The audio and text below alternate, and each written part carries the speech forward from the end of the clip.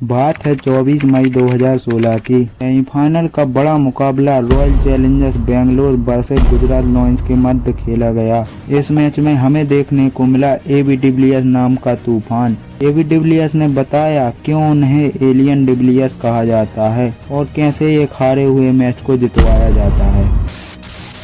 स्वागत है आपका द हिस्ट्री ऑफ क्रिकेट में। रॉयल चैलेंजर बेंगलोर ने टॉस जीतकर बॉलिंग करने का निर्णय लिया। गुजरात लायंस की तरफ से पारी की शुरुआत करने आए एरन फिंच और ब्रेंडन मैकलम।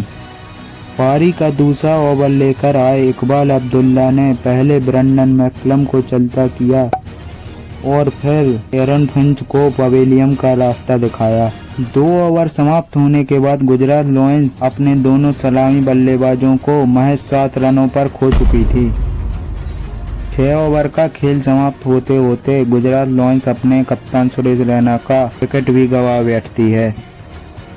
गुजरात लायंस का स्कोर 6 ओवर के बाद मात्र 23 रनों पर 3 विकेट हो चुका था, जिसमें कि वो अपने अहम बल्लेबाज का विकेट गंवा चुकी थी। ऐसे में गुजरात लायंस को एक पार्टनरशिप की जरूरत थी, जिसे पूरा किया दिनेश कार्तिक और ड्रेन स्मिथ ने। जहां दिनेश कार्तिक समझबूझकर बल्लेबाजी कर रहे थे, वहीं ड्रेन स्मिथ ताबड़तोड़ बल्लेबाजी कर टीम का स्कोर तेज गति से बढ़ा रहे थे। ड्रेन स्मिथ के सामने किसी बॉलर की रणनीति काम नहीं कर रही थी। 15 ओवर होते होते गुजरात लायंस दिनेश कार्तिक का भी विकेट गंवा देती है।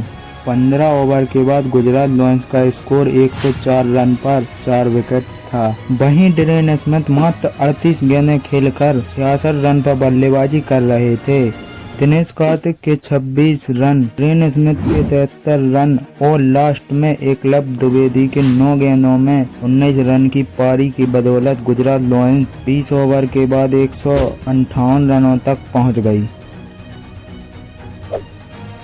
रॉयल चैलेंजर्स बेंगलोर को यह मुकाबला जीतने के लिए 159 रन का लक्ष्य चेस करना था। 159 रन का लक्ष्य आरसीबी जैसी टीम को चेस करना कोई बड़ी बात नहीं थी, जिस टीम में Virat Kohli, AB de Villiers, KL Rahul, Chris Gayle, Shane Watson जैसे बल्लेबाज हों, उस टीम को 159 रन का लक्ष्य कोई बड़ा लक्ष्य नहीं था। तो किसी ने सही कहा है कि क्रिकेट अनिश्चितताओं का खेल है।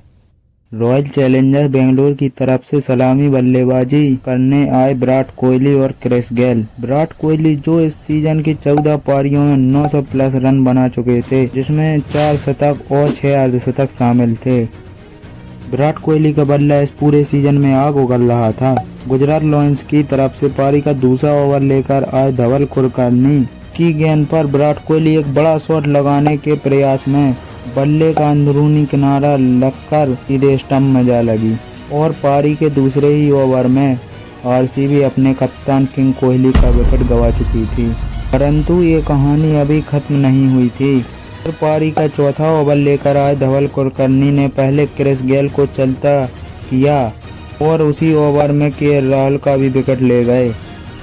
6 ओवर का खेल समाप्त होते होते शेन वॉटसन और सचिन बेबी भी अपना विकेट गंवा चुके थे और आरसीबी ताश के पत्तों की भांति बिखरते जा रही थी। नॉन स्ट्राइक पर खड़े एबी डिविलियर्स ये सब नज़ारा देख रहे थे। 6 ओवर होने के बाद आरसीबी टीम का स्कोर महज 31 रनों पर 5 विकेट हो गया था और सेमीफाइनल का ये बड़ा मुकाबला एक तरफा सा लग रहा था। आरसीबी की जीत की उम्मीद तब तक थी जब तक एबी डिविलियर्स क्रीज पर हैं। फिर जो हुआ वो सालों साल तक याद किया जाता है। फिर आया मिस्टर 360 के नाम से मशहूर एबी डिविलियर्स नाम का तूफान, जो उस दिन गुजरात लायंस के गेंदबाजों पर काल बनकर उतरा था। एबी डिविलियर्स का हर शॉट एकदम परफेक्ट जा रहा था, मानो एबी डिविलियर्स अब बॉलरों के साथ जैसे खिलवाड़ कर रहे हों। एबी डिविलियर्स गुजरात लायंस के गेंदबाजों को चारों दिशाओं में मार रहे थे, कभी आगे, कभी पीछे, कभी दाएं, कभी बाएं। देखते ही देखते 15 ओवर का खेल समाप्त हो जाता है। 15 ओवर समाप्त होने के बाद रॉयल चैलेंजर्स बेंगलोर का स्कोर 110 रन पर 6 विकेट हो गया था और एबी डिविलियर्स 58 रन बनाकर बल्लेबाजी कर रहे थे। अभी भी आरसीबी को यह मुकाबला जीतने के लिए 30 गेंदों में 49 रन की दरकार थी। अब एबी डिविलियर्स ने टॉप गियर में बल्लेबाजी करना स्टार्ट कर दिया और गुजरात लायंस के गेंदबाजों को रिवर्स स्वीप का स्वाद चखाया। एबी डिविलियर्स ने गुजरात लायंस के गेंदबाजों को कभी सीधे हाथ कभी आड़े हाथों मार मार कर तेल निकाल लिया और गुजरात के मुंह में से जीत को छीन लिया। पारी के 19वें ओवर की दूसरी गेंद पर रॉयल चैलेंजर्स बेंगलोर ने यह रोमांचक मुकाबला 4 विकेट से जीत लिया। एबी डिविलियर्स की बदौलत आरसीबी फाइनल में प्रवेश कर चुकी थी।